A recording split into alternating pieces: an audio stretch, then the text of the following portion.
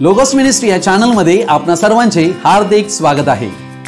प्रभू येशू ख्रिस्त जो संपूर्ण जगाचा उद्धार करता त्याच्या सामर्थ्यवान अति पवित्र नावाने मी ॲलन लो आपणा सर्वांना शुभेच्छा देत आहे। प्रभू येशू ख्रिस्त आपणातील सर्वांस त्याचा स्वर्गीय आशीर्वाद देव। हे चॅनल सबस्क्राइब करणाऱ्या सर्वांचे मी हृदयपूर्वक आभारी आहे।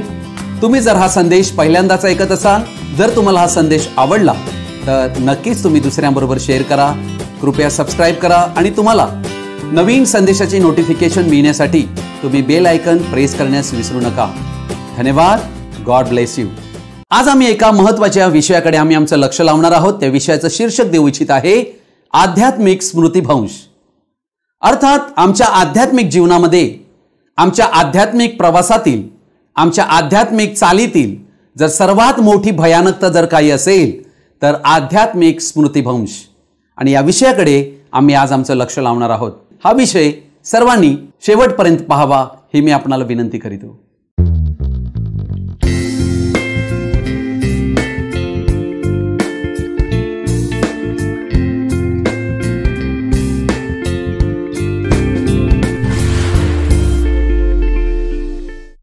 अर्थात एक व्यक्ती ज्याला हॉस्पिटलमध्ये अचानकपणे जाग आलेली आहे, ज्या वेळेला त्याला जाग आलेली आहे त्याला आठवत नाही की तो कोण आहे, त्याचं नाव काय, तो कुठे राहत होता, तो विवाहित आहे काय, त्याला मुलं बाळ आहेत काय, हे तो विसरून गेलेला आहे। अशा प्रकारे मनुष्याच्या जीवनामध्ये स्मृतिभ्रंशामुळे त्याला आपला भूतकाळ आठवेनासा होतो। आज अनेक लोक अशा स्मृतिभ्रंशामध्ये आज आजारी असलेले आम्हाला आढळत आहेत। अर्थात स्मृतिभ्रंश म्हणजे काय?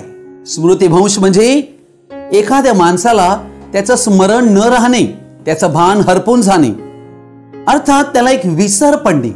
म्हणजे माझं नाव काय, मी कोण आहे, माझं कुटुंब काय, मी काय काम करतो, माझी स्वतःची ओळख काय, या सर्व गोष्टी निघून गेलेल्या आहेत। मनुष्याचा केवळ एक देह, एक शरीर राहिलेला आहे आणि मनामध्ये गोंधळ माजलेला आहे।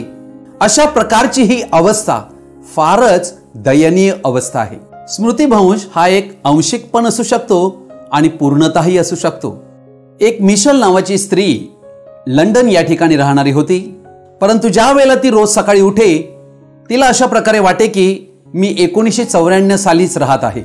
ज्या वेळेला सकाळी ती उठे त्यावेळेला तिचा पती तिला आपल्या लग्नाचा अल्बम दाखवत असे, तिला तिचा फोटो दाखवत असे व तिला सांगत असे की आपण पती आणि पत्नी आहोत, परंतु तिला काहीच आठवत नसे आणि अशा प्रकारचं तिचं जीवन झालं होतं।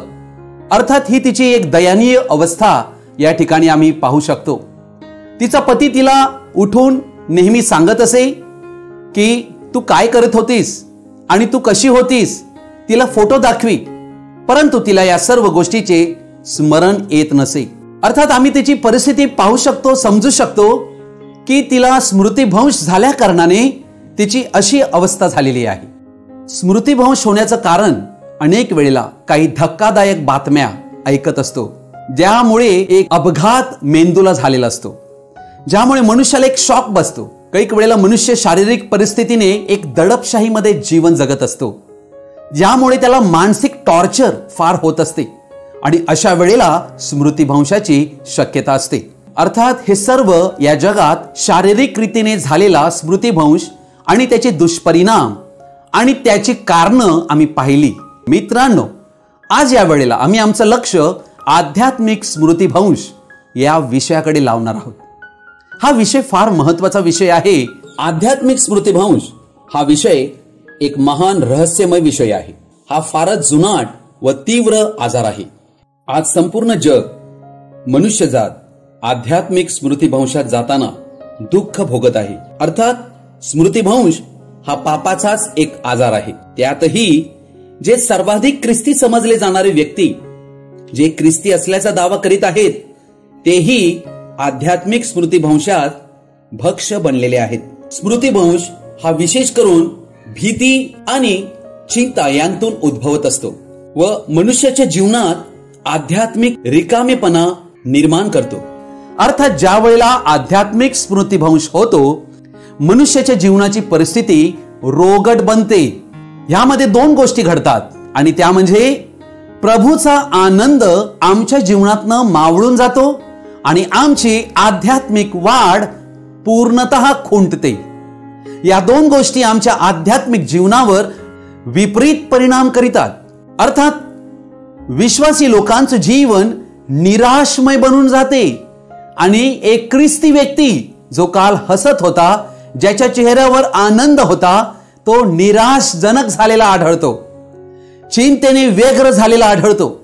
अर्थात ही त्याची परिस्थिती का आलेली आहे? कारण त्याला प्रभूने दिलेली अभिवचने, प्रभूची आश्वासने हे तो विसरून गेलेला आहे. प्रभूकडून त्याला पूर्णतः पापक्षमा मिळालेली आहे हे तो विसरून गेलेला आहे आणि अपराधीपणाच्या जीवनामध्ये तो जगत आहे. ज्या वर्तमान काळामध्ये तो जगत आहे त्यात भूतकाळात घडलेल्या पापांची त्याला कायम आठवण येत आहे. देवाचं सत्यवचन आम्हाला शिकविते की मी तुमची पापे कदापि आठविणार नाही, हे सत्यवचन आहे.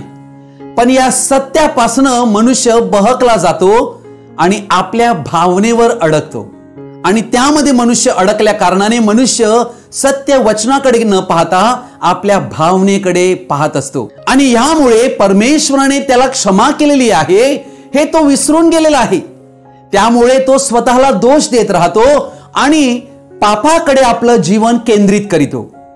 वास्तविक त्याने आपलं जीवन तारणाऱ्याकडे केंद्रित करायला हवं, परंतु पापाकडे त्याचं जीवन केंद्रित होते.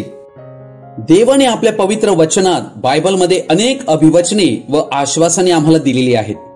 ही फार मौल्यवान अशी आश्वासने आहेत. पण आमच्या जीवाचा शत्रू सैतान याची इच्छा ही आहे की आमचे हित जे देवाने आमच्यासाठी ठरवले आहे ते आम्ही विसरावे. म्हणून देवावर पूर्ण भरोसा करण्याऐवजी तो आम्हाला आमच्या भावनांवर व परिस्थितीवर पाहण्यास आम्हाला गुंतवून ठेवतो व आम्हाला निराश करून प्रत्येक वेळी देवाच्या विरुद्ध अविश्वास निर्माण करण्यास लावतो. आम्ही दुःखित होतो तेव्हा तो शत्रू सैतान खुश होतो. आम्ही अपेक्षा करीतो तसे उत्तर देव आम्हाला देत नाही, तेव्हा आम्हाला त्या जखमेवर पकडून ठेवतो. जेव्हा आमच्या देवावरील भरोशाची पातळी घसरू लागते तेव्हा देवावर अविश्वास आम्ही करू लागतो व आम्हाला वाटू लागते की देव खरंच माझी काळजी करतो का? तेव्हा आम्ही आमचे हित विसरू लागतो. तेव्हा आमच्या जीवनातील चुकांकडे, अपयशांकडे, मूर्खपणाकडे आम्हाला परत परत पाहण्यास तो लावतो. हे ख्रिस्ती व्यक्तींच्या जीवनात सैतान करतो व त्यांच्या मनात युद्ध निर्माण करीतो. मग आम्ही भावनेच्या आहारी जाऊन म्हणू लागतो, मी वास्तविक लायक नाही, हे माझ्यासाठी नाहीये, देव हे माझ्या जीवनात करू शकत नाही. तेव्हा देवाचा महान प्रतापी हात व त्याचं कार्य हे आम्ही ओळखत नाही. देवाच्या प्रेम दयेचा मुकुट व त्याचं सौम्य वात्सल्य आम्ही सहजपणे नाकारतो व आमच्या मुखाने आम्ही नकारात्मक व हरवलेलो आहो असे बोलू लागतो व देवाच्या साक्षी, निर्णय, स्तुती जी देव आमच्या मुखात घालू इच्छितो त्याऐवजी देवाविषयी अनिश्चितता आम्हाला वाटू लागते व आम्ही लायकच नाही असे आम्हाला भासते. माझ्यासाठी देव जे काही घडविणार त्यावर संशय येऊ लागतो व त्या संशयाने हृदय मूर्खपणाचा उच्चार करू लागतो. काय माहित आता माझे पुढे काय होईल, हे जग फारच वाईट आहे व काय होईल पुढे, कोणावर भरोसा ठेवावा, हे विचार आम्ही दुसऱ्यांनाही पसरवित असतो. प्रभूने आमच्या जीवनासाठी नेमलेले सर्व फायदे, हित आयुष्यात स्पष्ट असले पाहिजेत. परंतु आपल्या जीवात्म्याचा शत्रू सैतान इच्छितो की आपण निराश आणि पराभूत व्हावी. त्याचे अंतिम लक्ष आपल्याला नष्ट करणे आहे आणि जर तो आम्हाला पूर्णपणे बाहेर काढू शकत नसेल तर तो आमची साक्ष नष्ट करू इच्छितो. तो सैतान आपले मन व तोंड कुरकुर, तक्रार व नकारात्मक टिप्पण्यांनी भरेल, ज्यामुळे लोक उलट दिशेने जाऊ शकतात. एकच गोष्ट आम्ही ध्यानात ठेवायला हवी व सदैव आठवावी की आम्ही देवाकडे वळणे, प्रार्थनेद्वारे प्रभूचे मुख शोधणे व आमचे हित होण्यासाठी देवाने दिलेली आश्वासने आम्ही कधीच विसरू नये. ती कायम आठवावी व त्यावरच भरोसा करीत आमच्या जीवाला बळकटी द्यावी. यशायाचं पुस्तक 49 अध्याय 15वे वचन म्हणते, स्त्रीला आपल्या पोटच्या मुलाची करुणा येणार नाही, एवढा तिला आपल्या तान्ह्या बाळाचा विसर पडेल काय? कदाचित स्त्रियांना विसर पडेल, पण मी तुला विसरणार नाही. पहा, मी तुला आपल्या तळहातावर कोरून ठेवले आहे. तुझे कोट नित्य माझ्या दृष्टीसमोर आहेत. हे आहे परमेश्वराचे अद्भुत आणि अगम्य असं अभिवचन. याचे स्मरण आम्ही ठेवावे आणि त्याप्रमाणे आम्ही चालावे. देव आम्हाला कधीही विसरू शकत नाही. निर्गम याचं पुस्तक याचा 15 अध्याय यामध्ये आम्हाला आढळत आहे की इस्रायल लोक हे कशा प्रकारे तांबडा समुद्र दुभांगून ते मिस्राच्या त्या लोखंडी भट्टीच्या गुलामगिरीतून मुक्त झाले. अर्थात त्यांनी परमेश्वराचा सामर्थ्यवान हात पाहिला होता. त्यांनी परमेश्वराची महत्कृत्ये चमत्कार आपल्या डोळ्यांनी पाहिली होती. समुद्र दुभांगला, त्यांतून ते पायी चालत गेले होते आणि पार झाले होते. त्यांच्या डोळ्या देखत त्यांनी मिस्राचे संपूर्ण सैन्य कशा प्रकारे गडप झाले समुद्रामध्ये हे पाहिले होते. पण ते परमेश्वराची कृत्ये लवकरच विसरले. त्यांना परमेश्वराचा विसर पडला. ज्या देवाने त्यांच्यासाठी अद्भुत चमत्कार केले होते, अद्भुत कृत्ये केली होती, त्यांना गुलामगिरीतून मुक्त केलं होतं, त्यालाच ते विसरले. आणि एका रानामध्ये सोन्याची एक वासरू तयार केलं आणि त्याच्या भोवती ते नाचू बागडू लागले आणि म्हणू लागले की ज्याने आम्हाला बाहेर काढले मिस्रांतून तोच परमेश्वर. त्या मूर्तीला त्यांनी स्थान दिले. हा आहे आध्यात्मिक स्मृतिभ्रंश. अर्थात परमेश्वराने केलेले उपकार हे आम्ही कदापि विसरता कामा नये. देवाने इस्रायल लोकांना स्वर्गीय दूतांची भाकर दिली होती, म्हणजे स्वर्गातील मान्ना. मान्ना हा एकदम उत्कृष्ट आहार होता, ज्याद्वारे त्यांचे कपडे फाटले नाहीत. जसे ते वाढत गेले तसे कपडे वाढत गेले. त्यांचे पायातल्या चपला झिजल्या नाहीत व त्यांना कोणत्याही प्रकारचा रोग आजार नव्हता. मान्ना अन्न त्यांच्यासाठी उत्कृष्ट आहार होता. परंतु त्यांना कांदा व लसूण मिस्रातील आठवण झाली. ते किती लवकर विसरले की ते गुलामाच्या साखळ्यात बांधलेले होते. हा आहे आध्यात्मिक स्मृतिभ्रंश. अर्थात परमेश्वराने केलेले उपकार हे आम्ही कदापि विसरता कामा नये. निर्गमाच्या 16व्या अध्यायातलं पहिली 2 वचन मी वाचत आहे. मग एलिम येथून कूच करून इस्रायल लोकांचा सर्व समुदाय मिस्र देशांतून निघाल्यावर दुसऱ्या महिन्याच्या 15व्या दिवशी एलिम आणि सीना यामधल्या सीन रानात येऊन पोहोचला. त्या रानात इस्रायल लोकांच्या सर्व मंडळीने मोशे व हरोन यांच्या संबंधाने कुरकुर केली. अर्थात या ठिकाणी आम्ही अन्नासाठी केलेली कुरकुर आम्ही पाहत आहोत. इस्रायल लोक या ठिकाणी कुरकुर करू लागलेले आहेत. कुरकुरीचा एक स्वभाव त्यांच्यामध्ये आलेला आहे. अर्थात या ठिकाणी आम्हाला असं आढळत आहे की मनुष्याच्या जीवनात ज्या वेळेला परीक्षा येतात, दुःखे येतात, संकटे येतात, त्यावेळेला लगेच मनुष्य स्मृतिभ्रंशात जातो. त्या परीक्षेमध्ये तो देवाविरुद्ध बोलू लागतो, देवाला दोष देतो. देवा, मीच तुला सापडलो काय? माझ्या जीवनामध्ये असं तू का करत आहे? बाकीचे सर्व सुखी आहेत. अर्थात या ठिकाणी कुरकुरीचा स्वभाव या ठिकाणी उत्पन्न झालेला आहे. आम्ही देव व त्याचा सामर्थ्यवान बलशाली हात याच्याकडे पाहण्याऐवजी आम्ही परिस्थितीकडे पाहतो. त्या परिस्थितीकडे ज्या वेळेला आम्ही पाहतो त्यावेळेला आम्ही हताश होतो, निराश होतो. परमेश्वर माझा वतन भाग आहे असे माझा जीव म्हणतो, म्हणून त्याच्या ठाई मी आशा ठेवीन. जे परमेश्वराची आशा धरून राहतात त्याच, जो जीव त्याला शरण जातो त्याच परमेश्वर प्रसन्न होतो. गर्व, अभिमान, उद्दामपणाची वाणी हे आध्यात्मिक स्मृतिभ्रंश घडविते. दानिएल याचं पुस्तक याचा 4था अध्याय याच्या 30 वचनापासून आम्ही जर 37 वचनापर्यंत पाहिलं तर या ठिकाणी आम्हाला आढळते नबुकदनेसर नावाचा एक राजा होता. आणि हा राजा या ठिकाणी 30व्या वचनात म्हणतो, त्यावेळेला राजा म्हणाला, हे थोर बाबेल नगर राजनिवासासाठी, माझ्याच पराक्रमाने व माझ्या प्रतापाच्या वैभवासाठी मी बांधले आहे ना. हे शब्द राजाच्या मुखांतून निघतात न निघतात तोच आकाशवाणी झाली की हे राजा नबुकदनेसरा, हे तुला विदित हो की तुझ्या हातची राजसत्ता गेली आहे. तुला मनुष्यांतून घालवून देतील. तुझी वस्ती वनपशुत होईल. तुला बैलाप्रमाणे गवत खावे लागेल.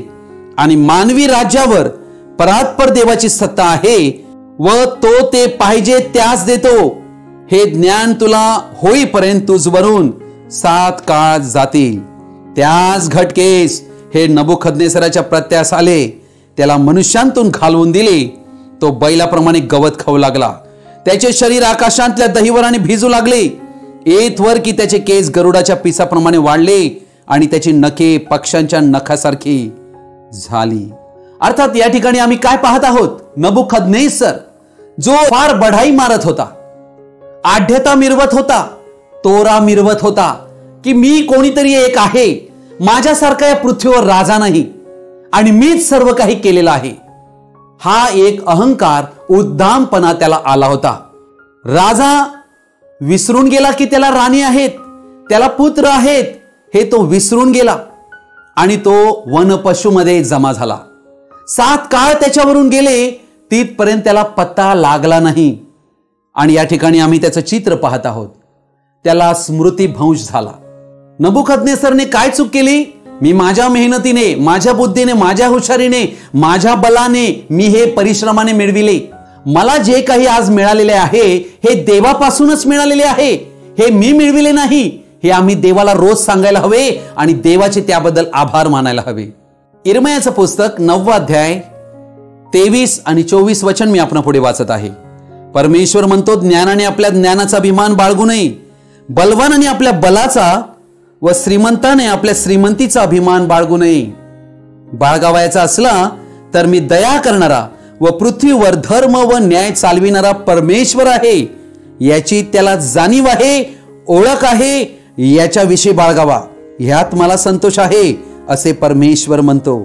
कोणीही मनुष्याने आपल्या ज्ञानाचा, बलाचा, श्रीमंतीचा, आपल्या अनुभवाचा, आपल्या शिक्षणाचा अभिमान बाळगता कामा नये.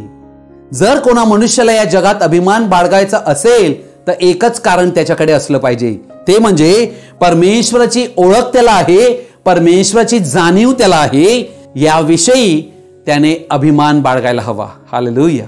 अर्थात या बायबलमध्ये आम्हाला स्मृतिभ्रंशात गेलेला एक उधळा पुत्र आढळत आहे, ज्याचं वर्णन लूक वर्तमान याचा 15 अध्याय 11 ते 32 वचनामध्ये करण्यात आलेला आहे. एका बापाला 2 पुत्र आहेत आणि आम्हाला आढळते की हा जो मुलगा आहे त्याने आपल्या बापाकडे विनंती केली की मला माझ्या मिळकतीची जी वाटणी माझी आहे ती मला द्या. आणि फार दिवस झाले नाही, तोच आपला धाकटा मुलगा सर्व काही जमा करून दूर देशी निघून गेला आणि त्याने त्या ठिकाणी चैनबाजी करून आपली मालमत्ता उधळून टाकली. त्याने आपले सर्व खर्चून टाकल्यावर त्या देशात मोठा दुष्काळ पडला.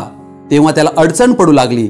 मग तो त्या देशांतील एका रहिवाशाजवळ जाऊन त्याला चिकटून राहिला. त्याने त्याला आपल्या शेतात डुकरे चारावयास पाठविले. तेव्हा डुकरे खात असत. त्यांतल्या शेंगा तरी खाऊन पोट भरावे अशी त्याला फार इच्छा होई. त्याला कोणी काही देत नसे. नंतर तो शुद्धीवर येऊन म्हणाला, माझ्या बापाच्या कितीतरी मोलकऱ्यांस भाकरींची रेलचेल आहे आणि मी तर येथे भुकेने मरतो आहे. मी उठून आपल्या बापाकडे जाईन व त्याला म्हणेन, बाबा, मी स्वर्गाविरुद्ध व तुमच्या विरुद्ध पाप केले आहे. आता तुमचा मुलगा मनवून घेण्यास मी योग्य नाही. आपल्या एका मोलकऱ्याप्रमाणे मला ठेवा. मग तो उठून आपल्या बापाकडे गेला. अर्थात हा एक उत्कृष्ट दाखला प्रभू येशू ख्रिस्तांनी दिलेला आहे. हा उधळा पुत्र दुसरं तिसरं कोणी नसून मनुष्य जातीमध्ये देवाचं बीज जे हरवलं गेलं त्याला हा उधळा पुत्र दर्शवित आहे. हा उधळा पुत्र जो आहे हा हरवला गेला. डुकराच्या शेंगा खाव्या अशी नीच अवस्थेपर्यंत तो पोहोचला. आणि हीच आमची पापी अवस्था आम्हाला या ठिकाणी देव दाखवितो. प्रभूचं वचन या ठिकाणी म्हणते, 17वं वचन, नंतर तो शुद्धीवर येऊन म्हणाला. अर्थात त्याचं काय झालं होतं? शुद्धी हरपली होती, भान हरपलं होतं, त्याचा स्मृतिभ्रंश झाला होता.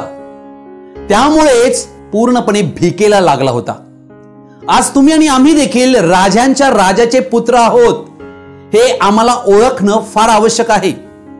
ही गोष्ट ज्या वेळेला आम्हाला कळेल त्यावेळेला आम्ही खऱ्या रीतीने शुद्धीवर येऊ. आम्ही म्हणजे आमचं शरीर नाही, माझे नाव हे मी नाही, पण मी नक्की कोण आहे हे आम्हाला ओळखायला हवे. आम्ही वास्तविक आध्यात्मिक ओळखीबाबत फारच समस्येत आहोत. आध्यात्मिक स्मृतिभ्रंशात सर्वात महत्वाची समस्या ही आहे की आम्ही स्वतःची ओळख हरवून बसलेलो आहोत. म्हणजे नक्की मी कोण आहे हे माहित नाहीये, मी कुठून आलो हे माहित नाहीये. बघा, मनुष्य शुद्धीवर येतो तेव्हाच त्याला आपली स्वतःची खरी स्थिती कळते. तिथपर्यंत तो भ्रमलेला असतो. अर्थात शुद्धीवर आला म्हणजे काय? तो स्मृतिभ्रंशांतून मुक्त झालेला आहे आणि त्याला कळलेलं आहे की आता मला बापाकडे गेल्याशिवाय दुसरा इलाज नाही. नाही तर डुकराच्या शेंगा मी खाऊ इच्छित नाही. आज तुम्हाला आणि आम्हालाही या जगामध्ये जे काही संप्रदायाद्वारे मिळत आहे या डुकराच्या शेंगा आहेत. आणि आम्हाला आमच्या स्वर्गीय पित्याकडे भाकरीची रेलचेल आहे, जीवनाची भाकर आम्हाला ठेवलेली आहे. त्यासाठी तुम्हाला आणि आम्हाला अत्यंत महत्वाचा निर्णय घेणं फार आवश्यक आहे. म्हणजे मी माझ्या बापाकडे जाईन आणि त्याला काय म्हणेन, मी स्वर्गराज्याविरुद्ध व तुमच्या विरुद्ध पाप केले आहे. ही कबुली आम्हाला देणे फार आवश्यक आहे. दुसरी गोष्ट 19 वचन, तुमचा मुलगा म्हणविण्यास मी योग्य नाही. मला एका मोलकऱ्याप्रमाणे ठेवा, मला एका मोलकऱ्याप्रमाणे ठेवा. त्या ठिकाणी बापाने त्याला त्याचं हरवलेलं पुत्रत्व परत दिलेलं आहे. आज हीच गोष्ट देव संपूर्ण मानव जातीबरोबर करू इच्छित आहे. बापाने त्याला नाही म्हटले की तुला आता मी मोलकरी ठेवतो, तू काय सगळं गमावलं त्याचा हिशोब दे. बापाला ठाऊक आहे हा माझा पुत्र आहे आणि याला मी हरवू इच्छित नाही. तो ज्या स्थितीत माझ्याकडे परत आला आहे, बस त्याला उभारण्याचं काम आता माझं आहे. तुम्हाला आणि आम्हाला खऱ्या पश्चातापाने देवाकडे येणे आहे. खरा पश्चाताप, देवाकडे केलेली कबुली ही आम्हाला आमचा स्मृतिभ्रंश घालविते. पश्चाताप, पापांगीकार आमच्या जीवनात अत्यावश्यक आहे. आदम आणि हव्वा परमेश्वर देवाने आपल्या प्रतिरूपात त्यांना बनविले होते, पण आम्हाला आढळते या मनुष्यांचा स्मृतिभ्रंश झाला. अर्थात त्यांचा स्मृतिभ्रंश कधी झाला? ज्या क्षणी त्यांनी बऱ्या वाईटाच्या झाडांतून खाल्ले त्या क्षणी त्यांच्या जीवनामध्ये आध्यात्मिक स्मृतिभ्रंश झाला. ते देवाच्या खऱ्या ज्ञानापासून दूर गेले आणि त्यांना विस्मरण झाले की नक्की ते कोण आहेत. आदम आणि हव्वा देवाचे पुत्र आणि कन्या होते, परंतु आता ते पापामुळे दुरावले गेले. अर्थात देवाने त्यांना दिलेलं पुत्रत्व ते गमावून बसले. स्मृतिभ्रंश येताच ते एकटे झाले. देवाबरोबर त्यांची सहभागिता होती ती तुटली गेली. देवाने त्यांना दिलेला अधिकार त्यांच्यापासून निघून गेला. ते अधिकाराचा वापर करू शकत नव्हते. बागेमध्ये परमेश्वराबरोबर फिरत होते. ते देवाबरोबरचं त्यांचं नातं स्मृतिभ्रंश होताच तुटून गेलं. परमेश्वराचं प्रेम जे अगाध आहे ते त्यांना आठवायचं राहिलं. आदम आणि हव्वा आध्यात्मिक स्मृतिभ्रंशामुळे पूर्णतः आंधळे झाले. करंथीकरास दुसरे पत्र याचा 4था अध्याय आणि याचं 4थं वचन मी आपण पुढे वाचत आहे. त्यांची म्हणजे विश्वास न ठेवणाऱ्या लोकांची मने या युगाच्या दैवताने आंधळी केली आहेत, अशा हेतूने की देवाची प्रतिमा जो ख्रिस्त त्याच्या तेजाच्या सुवार्तेचा प्रकाश त्यांच्यावर प्रकाशू नये. अर्थात या ठिकाणी आम्ही फार महत्वाचं हे वचन पाहत आहोत. हे वचन आम्हाला दाखवत आहे की या जगामध्ये संपूर्ण मानवजात या जगाच्या दैवताद्वारे म्हणजे सैतानाद्वारे त्यांची मने आंधळी करण्यात आली. आणि ही मने जी आंधळी करण्याची पद्धत आहे हाच स्मृतिभ्रंश आहे. आणि आज संपूर्ण जग या स्मृतिभ्रंशामध्ये पडलेला आहे. मत्तेकृष्ण वर्तमानाचा 13वा अध्याय 13व्या वचनापासून प्रभू येशू ख्रिस्ताने काय म्हटले स्मृतिभ्रंशाविषयी ते मी तुमच्या पुढे वाचून दाखवत आहे. यास्तव मी त्यांच्याबरोबर दाखल्यांनी बोलतो, कारण ते पाहत असता पाहत नाहीत आणि ऐकत असता ऐकत नाहीत व त्यांना समजतही नाही. पहा काय अवस्था आहे. यशाचा संदेश त्यांच्याविषयी पूर्ण होत आहे तो असा की तुम्ही ऐकाल तर खरे, परंतु तुम्हाला समजणारच नाही, व पाहाल तर खरे, परंतु तुम्हालाच दिसणारच नाही, कारण या लोकांचे अंतःकरण जड झाले आहे. लक्षात घ्या, हा स्मृतिभ्रंशाचा प्रकार आहे. ते कानांनी मंद ऐकतात आणि त्यांनी आपले डोळे मिटून घेतले आहेत, यासाठी की त्यांनी डोळ्यांनी पाहू नये, कानांनी ऐकू नये, अंतःकरणाने समजू नये, वळू नये आणि मी त्यांना बरे करू नये. या ठिकाणी प्रभू येशू ख्रिस्त आध्यात्मिक स्मृतिभ्रंशाविषयी बोलत आहे. म्हणजे मनुष्य डोळ्यांनी पाहत आहे, कानांनी ऐकत आहे, परंतु त्याला समजत नाही. त्याला दिसत तर आहे पण त्याला समजत नाही. त्याला ऐकू तर येत आहे पण त्याला समजत नाही. आज संपूर्ण जगतामध्ये हीच अवस्था आम्हाला आढळत आहे. आज हे सत्याचं वचन, पवित्र वचन देवाने आज तुमच्या आणि आमच्याकडे पाठविलेलं आहे. हे वचन आम्ही ज्या वेळेला ऐकू, या वचनावर आम्ही विश्वास करून याचा स्वीकार करू, त्यावेळेला आमचे डोळे उघडले जातील. आच्छादन त्यावेळेला काढण्यात येते. कोरिन्थीकरस दुसरे पत्र याचा 3रा अध्याय याचं 14 वचनापासून मी आपणापुढे वाचत आहे. परंतु त्यांची मने कठीण झाली. लक्षात घ्या, कारण जुना करार वाचून दाखविण्यात येतो तेव्हा तेच आच्छादन आजपर्यंत तसेच न काढलेले राहते. ते ख्रिस्तामध्ये नाहीसे होते. हालेलुया. ख्रिस्तच आमची आशा आहे. आजपर्यंत मोशेचा ग्रंथ वाचून दाखविण्यात येतो तेव्हा त्यांच्या अंतकरणावर आच्छादन राहते. परंतु त्यांचे अंतकरण प्रभूकडे वळले म्हणजे आच्छादन काढले जाते. शुभवर्तमान हे आहे की तुम्हाला आणि आम्हाला आमच्या अंतकरणावर असणारं अंधकाराचं आच्छादन जर काढायचं असेल, स्मृतिभ्रंशाचं आच्छादन काढायचं असेल, तर आम्हाला प्रभू येशू ख्रिस्ताकडे वळणं अत्यंत आवश्यक आहे. प्रभू येशू ख्रिस्त हा एकमेव व्यक्ती, अखिल मनुष्यांचा तारणारा, तोच केवळ स्मृतिभ्रंशांतून मनुष्याला पूर्णतः बरे करू शकतो. योहान कृत शुभवर्तमान याचा 14वा अध्याय आणि याचं वचन 26 मी आपणापुढे वाचत आहे. तरी ज्याला पिता माझ्या नावाने पाठवील तो कैवारी म्हणजे पवित्र आत्मा तुम्हाला सर्व काही शिकवील आणि ज्या गोष्टी मी तुम्हाला सांगितल्या त्या सर्वाची तुम्हास आठवण करून देईल. अर्थात पवित्र आत्माच आम्हाला स्मरण देण्याचं काम करतो.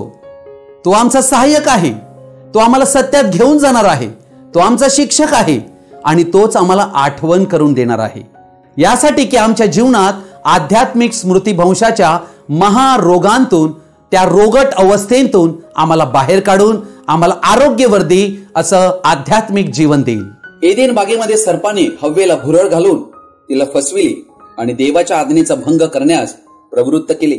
हा सर्प जो आहे, ज्याने देवाच्या वचनात मिलावट करून हव्वेला बहकविले, व तो सैतान आजही अशाच प्रकारे सांप्रदायिक मंडळांच्या खोट्या शिक्षणाद्वारे, खोट्या भक्तीद्वारे, खोट्या नेतृत्वाद्वारे, खोट्या पुढारीपणाद्वारे आध्यात्मिक स्मृतिभक्ती दांबून ठेवू इच्छितो व त्यांना ख्रिस्ती असल्याचा भास निर्माण करीतो व सत्यरहित खोटी मंडळी बांधतोय. लावदिकिया कलिसियाचं युग, ज्या युगामध्ये आज तुम्ही आणि आम्ही राहत आहोत, हेच ते युग आहे. याचं चित्र प्रकटीकरण अध्याय 3 याचं 14 ते 22 वचनामध्ये या लावदिकिया कलिसियाविषयीचं चित्र आम्हाला आढळते. अर्थात या ठिकाणी लावदिकिया कलिसिया युग हे पहिल्या 6ही मंडळीपेक्षा अत्यंत दयनीय अवस्थेला पोहोचलेलं आहे आणि आजच्या जगातील ख्रिस्ती मंडळीची ही स्थिती आहे. आज ख्रिस्ती मंडळांची स्थिती पाहावी तर काय आहे? वचन 15, तुझी कृत्ये मला ठाऊक आहे. तू शीत नाहीस व उष्ण नाहीस. तू शीत किंवा उष्ण असतास तर बरे होते, पण तू तसा नाहीस, कोमट आहेस. म्हणजे उष्ण नाहीस, शीत नाहीस, म्हणून मी तुला आपल्या तोंडांतून ओकून टाकणार आहे. आज ख्रिस्ती मंडळींची अवस्था काय आहे? आज ख्रिस्ती लोकांची अवस्था काय आहे? कोमट. जग त्यांच्यामध्ये शिरलेला आहे, ज्यामुळे त्यांच्यातली उष्णता जी वचनाद्वारे, पवित्र आत्म्याद्वारे यायला हवी, ती निघून गेलेली आहे. आणि या ठिकाणी मंडळी कशी झालेली आहे? 17वं वचन, मी श्रीमंत आहे, मी धन मिळविले आहे व मला काही उणे नाही असे तू म्हणतोस, पण तू कष्टी, दीन, दरिद्री, आंधळा व उघडा वागणा आहेस आणि हे तुला कळत नाही. आज मंडळीची अवस्था काय आहे? आज मंडळ्यांकडे आज फार धन आहे. लावदिकिया कलिसिया युग हे संपन्नतेचं युग आहे आणि यामध्ये सर्व लोक धनाकडे केंद्रित झालेले आहेत आणि यामुळेच मंडळीची अवस्था कशी झालेली आहे? मंडळी म्हणत आहे काही उणे नाही आणि या सर्व मंडळ्यात सांप्रदायिक मंडळे आहेत. ही ख्रिस्ताची मंडळी नाही, म्हणून या मंडळीला येशू ख्रिस्त दोष देत आहे. आणि या ठिकाणी 6 गोष्टी आढळत आहेत मंडळीविषयी. पहिली, मंडळी कष्टी आहे, मंडळी दीन आहे, मंडळी दरिद्री झाली आहे, मंडळी आंधळी आहे, मंडळी उघडी नागडी झाली आहे आणि मंडळीला 6वी गोष्ट हे माहिती नाही. कैक वेळेला आम्ही रस्त्यावर कैक लोक स्मृतिभ्रंश झालेले पाहत आहोत. शरीराने ते आम्हाला धडधाकड दिसत आहेत, ते विसरलेले आहेत ते कोण आहेत. असंच चित्र योहानाने 2000 वर्षापूर्वी आजच्या काळातील मंडळीविषयी पाहिलं आणि त्याला कळलं की स्मृतिभ्रंश झालेली ही शेवटची मंडळी, लज्जास्पद अशा प्रकारचं चित्र आज ख्रिस्ती मंडळांचं आहे. आम्हाला ख्रिस्ताच्या वचनाकडे वळण्याची गरज आहे. आम्हाला खऱ्या वचनाकडे वळण्याची गरज आहे. रोमन कॅथलिक चर्चच्या द्वारे वर्ल्ड काउन्सिल चर्च उभारण्यात आलेला आहे आणि या वर्ल्ड काउन्सिल चर्चचे प्रोटेस्टंट चर्चेस यांनी देखील सभासद बनावे अशा प्रकारची भूमिका म्हणजे इक्युमेनिकल मुवमेंट या जगात आज चालू झालेली आहे. अर्थात ही हाक येत आहे आणि ही हाक एक धार्मिक हाक आहे. आपण सर्व एकाच छत्राखाली येऊया. आपण सर्व ख्रिस्ती आहोत. आपण सर्व भाऊ बहिणी आहोत. ही हाक सर्वांना युनिटी मध्ये आणत आहे. पण ही युनिटी देवाच्या सत्य वचनाशी तडजोड करत आहे. ही युनिटी स्मृतिभंश झालेले या जगांतील सर्व सांप्रदायिक मंडळ्या आणि त्यांचे पुढारी यांच्या बाबतीत घडत आहे. आणि यामध्ये जे संप्रदायातील सभासद बनलेले लोक ते देखील यामध्ये अनजानपणे पशुची छाप घेत आहेत. आणि आम्ही आज ज्या समयात पोहोचलेलो आहोत या स्मृतिभंशाचा हा महाभयंकर प्रकार आहे. अशा प्रकारे आम्ही जागतिक मंडळ्या इक्युमेनिकल मुवमेंट मध्ये सामील कदापि होऊ नये. प्रभू येशूचं वचन प्रकटीकरण 18:4 मध्ये म्हणत आहे, अहो माझ्या लोकांनो, तुम्ही तिच्या पापाचे वाटेकरी ठरू नये आणि तिच्या दुष्कर्मामुळे तुम्ही न्यायात येऊ नये, म्हणून तिच्यातून निघा आणि वेगळे व्हा. या गोष्टीकडे लक्ष द्या. आज तुम्हाला आणि आम्हाला वर्ल्ड काउन्सिल चर्च, ज्यामध्ये आज संपूर्ण जगातील रोमन कॅथलिक प्रोटेस्टंट एकाच बॅनर खाली एका छत्राखाली आणले जात आहेत, त्याच्याशी आमचं काही लेणं देणं नाही. ही गोष्ट आम्ही ओळखायला हवी. जर तुम्हाला स्वतःला एक अनुभव आला असेल की मी माझ्या स्वतःला स्मृतिभंशामध्ये पाहत आहे, सत्य हे आहे की तुम्ही आणि आम्ही प्रत्येक व्यक्ती या जगात कुठे आणि कुठे आध्यात्मिक स्मृतिभंशामध्ये आज जगत आहे. परंतु आम्हाला त्या स्मृतिभंशात देव राहू देऊ इच्छित नाही. आम्ही प्रार्थना करूया आणि प्रभूच्या हाती आमच्या स्वतःला देऊया. हे आमच्या स्वर्गीय बापा, आम्ही तुला धन्यवाद आणि स्तुती देतो. तुझी प्रशंसा करीतो. तू आमचा महान पिता आहेस. आज या वेळेला मी आणि माझे हे भाऊ बहिणी आम्ही तुला शरण येत आहोत. हे प्रभू, आजच्या वचनावरून आम्ही पाहत आहोत कशा प्रकारे स्मृतिभंशाचा पडदा पापी मनुष्याच्या जीवनामध्ये आध्यात्मिक स्मृतिभंश घडविण्यास कारणीभूत ठरलेला आहे. परंतु हे प्रभू, तू आम्हाला सत्य दाखवलेलं आहेस. मी कुठून आलो आणि मी कुठे जात आहे, मी कोण आहे याची ओळख तू आपल्या वचनात मला दिलेली आहे. या वेळेला आमच्या स्वतःला तुझ्या हाती देतो. आम्हाला सदैव तुझी आठवण दे. आम्ही तुला विसरता कामा नाही. तू वधस्तंभावर आमच्यासाठी काय काय केले, कसा मार खाल्ला, कसा तू शापित झाला, कसा आमच्यासाठी मृत्यू पत्करला, ते वेदना आणि ते लज्जास्पद मरण, आणि प्रभू आमच्यासाठी ते शाप, ती अवहेलना तू आमच्यासाठी पत्करली, हे आम्हाला कधी विसरू देऊ नको. वधस्तंभावर तू आमच्यासाठी किंमत मोजली आणि आपलं पवित्र रक्त दिलं. त्या रक्ताने आम्हाला शुद्ध कर. हे प्रभू, आम्हाला या स्मृतिभंशांतून बाहेर काढ. मी, माझा हा भाऊ, ही बहीण जे तुझ्या पुढे शरण आली आहेत त्यांना तुझ्या हाती देत आहे. ही माझी प्रार्थना तू स्वर्गांतून ऐक आणि माझ्या भावाला, या बहिणीला येशू ख्रिस्ताच्या नावात स्मृतिभंशांतून पूर्णपणे मुक्त कर, की जेणेकरून तुझ्या सत्य वचनात ते उभे राहतील. तुझा गौरव त्यांच्या जीवनाद्वारे होईल. त्यांना सत्याचं ज्ञान मिळेल आणि ते सत्य वचनात तुझ्या बरोबर चालू शकतील. ही प्रार्थना प्रभू येशू ख्रिस्ताच्या नावामध्ये करतो. आमेन. हा संदेश आपण सर्वजणांनी ध्यानपूर्वक आणि शेवटपर्यंत पाहिल्याबद्दल आपणा सर्वांचा मी हृदयपूर्वक आभारी आहे. हा संदेश ऐकल्यानंतर तुम्हाला नक्की काय कळले तुम्ही कमेंट बॉक्समध्ये कळवू शकता. आम्हाला फोन करून कळवू शकता. प्रभू येशू ख्रिस्त आपणातील सर्वांस त्याचा स्वर्गीय आशीर्वाद देऊ. आमेन.